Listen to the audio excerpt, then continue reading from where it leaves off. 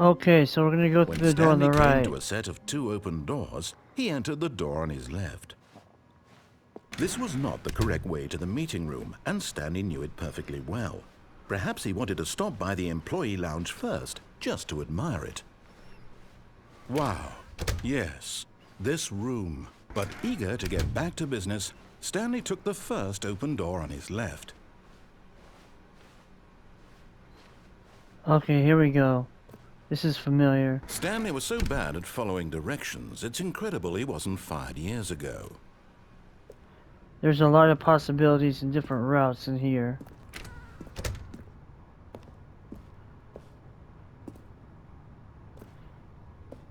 So we can go down there, we can go down there, we can go right here. Look, Stanley, I think perhaps we've gotten off on the wrong foot here. I'm not your enemy, really, I'm not. I realize that investing your trust in someone else can be difficult, but the fact is that the story has been about nothing but you all this time. There's someone you've been neglecting, Stanley. Someone you've forgotten about. Please, stop trying to make every decision by yourself. Now, I'm not asking for me, I'm asking for her. This is it, Stanley. Your chance to redeem yourself, to put your work aside, to let her back into your life. She's been waiting. What on earth is he on about?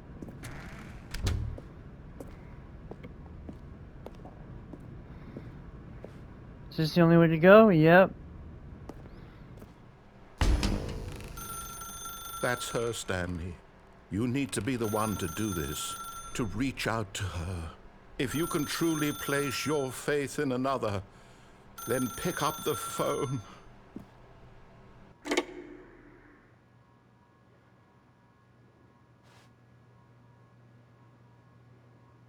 Oh wow, where are we now? Oh, Stanley, is that you? Hold on, sweetie. Sorry to keep you waiting. I'm just pulling the bread out of the oven. All right.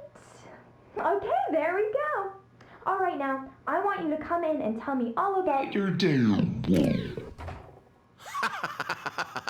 Gotcha. Oh, come on.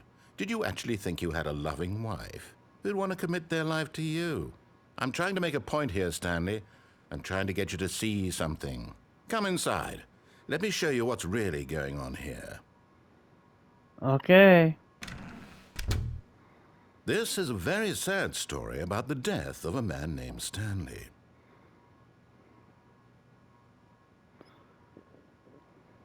Stanley is quite a boring fellow.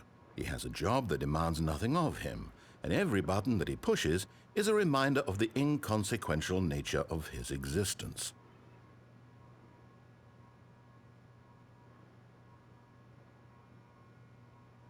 Look at him there, pushing buttons, doing exactly what he's told to do. Now he's pushing a button. Now he's eating lunch. Now he's going home. Now he's coming back to work. One might even feel sorry for him, except that he's chosen this life. But in his mind, in his mind he can go on fantastic adventures. From behind his desk, Stanley dreamed of wild expeditions into the unknown, fantastic discoveries of new lands.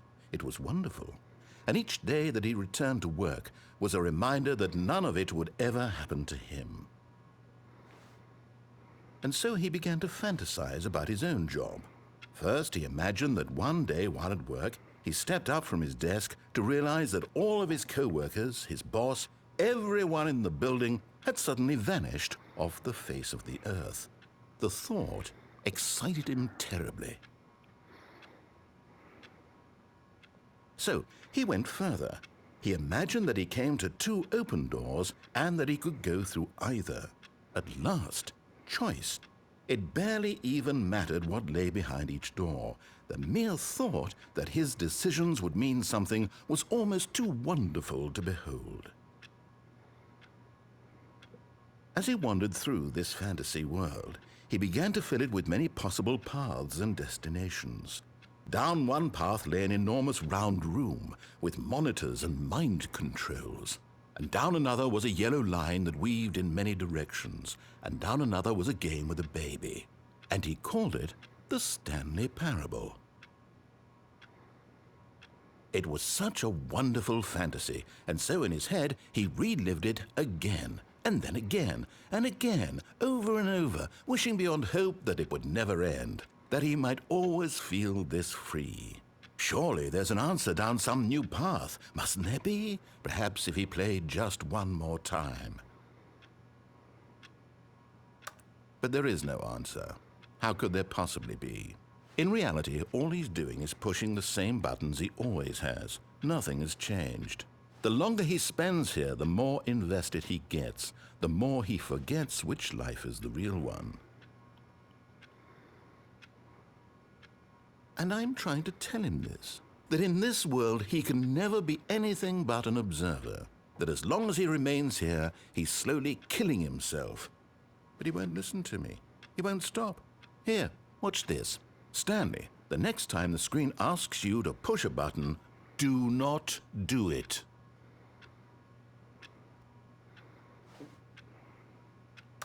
You see? Can he just not hear me? How can I tell him in a way that he'll understand that every second he remains here, he's electing to kill himself?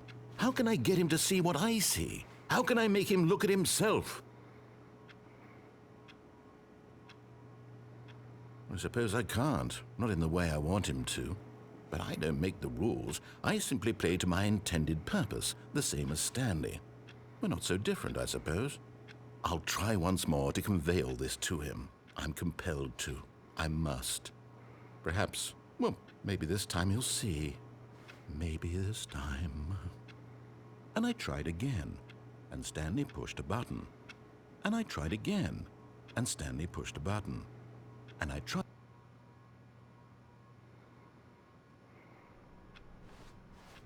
All of his co-workers were gone. What could it mean? Stanley decided to go to the meeting room. Perhaps he had simply missed a memo.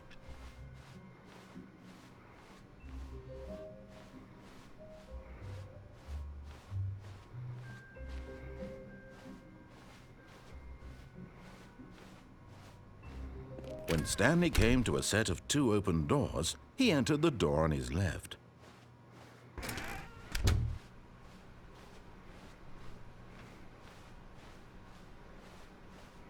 Yet there was not a single person here either. Feeling a wave of disbelief, Stanley decided to go up to his boss's office. Coming to a staircase, Stanley walked upstairs to his boss's office.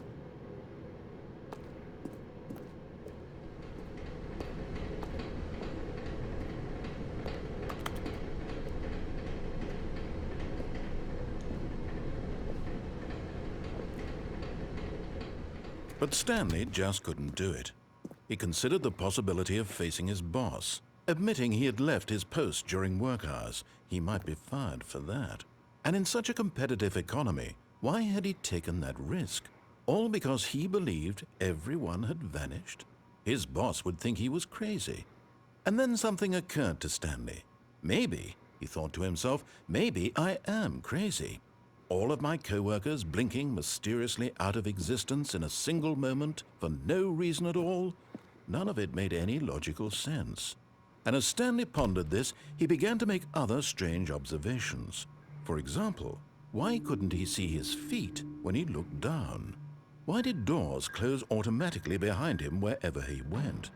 And for that matter, these rooms were starting to look pretty familiar. Were they simply repeating? No, Stanley said to himself, this is all too strange. This can't be real. And at last, he came to the conclusion that had been on the tip of his tongue. He just hadn't found the words for it. I'm dreaming, he yelled. This is all a dream. Oh, what a relief Stanley felt to have finally found an answer, an explanation. His co-workers weren't actually gone. He wasn't going to lose his job. He wasn't crazy after all. And he thought to himself, I suppose I'll wake up soon. I'll have to go back to my boring real-life job pushing buttons. I may as well enjoy this while I'm still lucid. So, he imagined himself flying and began to gently float above the ground. Whoa. Then he imagined himself soaring through space on a magical starfield, and it too appeared. It was so much Whoa. fun, and Stanley marveled that he had still not woken up. How was he remaining so lucid? And then perhaps the strangest question of them all entered Stanley's head. One he was amazed he hadn't asked himself sooner. Why is there a voice in my head dictating everything that I'm doing and thinking? Now the voice was describing itself being considered by Stanley, who found it particularly strange. I'm dreaming about a voice describing me, thinking about how it's describing my thoughts, he thought. And while he thought it all very odd and wondered if this voice spoke to all people in their dreams, the truth was that, of course, this was not a dream. How could it be? Was Stanley simply deceiving himself, believing that if he's asleep, he doesn't have to take responsibility for himself? Stanley is as awake right now as he's ever been in his life. Now, hearing the voice speak these words was quite a shock to Stanley. After all, he knew for certain, beyond a doubt, that this was in fact a dream. Did the voice not see him float and make the magical stars just a moment ago? How else would the voice explain all that? This voice was a part of himself too. Surely, if he could just... He would prove it. He would prove that he was in control, that this was a dream. So he closed his eyes gently, and he invited himself to wake up. He felt the cool weight of the blanket on his skin, the press of the mattress on his back, the fresh air of a world outside this one. Let me wake up, he thought to himself. I'm through with this dream. I wish it to be over. Let me go back to my job. Let me continue pushing the buttons. Please, it's all I want. I want my apartment and my wife and my job. All I want is my life exactly the way it's always been. My life is normal. I am normal. Everything will be fine. I am okay.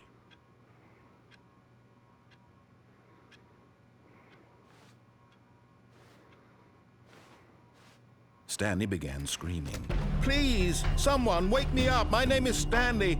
I have a boss. I have an office. I am real. Please, just someone tell me I am real. I must be real. I must be. Can anyone hear my voice? Who am I? Who am I?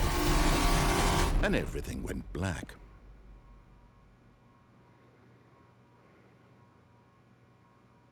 This is the story of a woman named Mariella.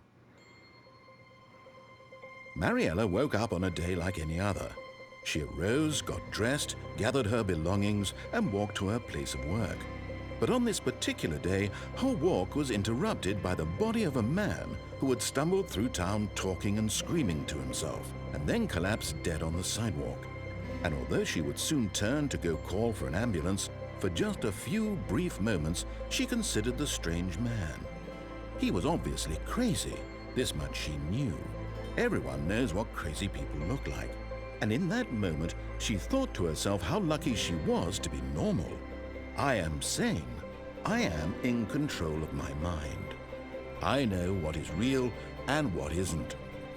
It was comforting to think this, and in a certain way, seeing this man made her feel better.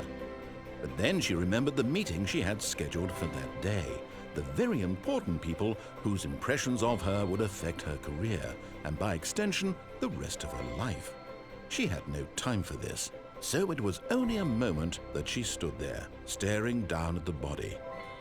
And then she turned and ran.